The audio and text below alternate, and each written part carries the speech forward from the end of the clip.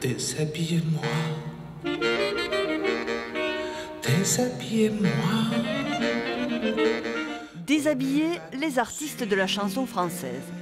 Derrière les vitrines, un prestigieux vestiaire emprunté aux chanteurs d'hier et d'aujourd'hui. On a commencé ce parcours avec une vitrine consacrée aux objets cultes, où justement on identifie certains objets qui sont devenus le symbole de la personne. La ceinture de banane portée par Joséphine Baker, les lunettes de Paul Naref et de Nana Mouskouri, ou le cuir de Renaud. Le costume a une importance fondamentale pour l'artiste qui le porte, pour monter en scène. C'est vrai que monter en scène, c'est pas un acte anodin. Le fait de monter sur une scène, voilà, c'est quand même un moment fort. Et c'est vrai que le costume va leur permettre de rentrer dans une certaine attitude, un certain personnage, un emblème, quelque chose auquel on les identifie. Histoire en musique, de l'habit de lumière, de Mistinguett au chanteur M, métamorphose et magie.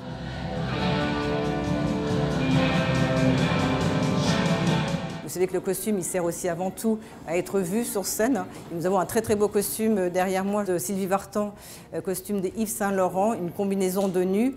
Sylvie Vartan a été une des premières à faire appel à la haute couture pour aller en scène. Elle a chanté à l'Olympia avec ce costume.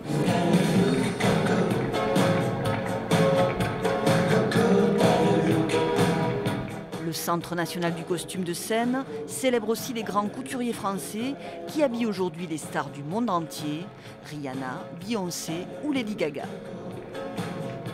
C'est un petit peu ça qu'on a envie d'explorer dans l'exposition. Comment un costume est toujours beaucoup plus que ce qu'il est physiquement, concrètement.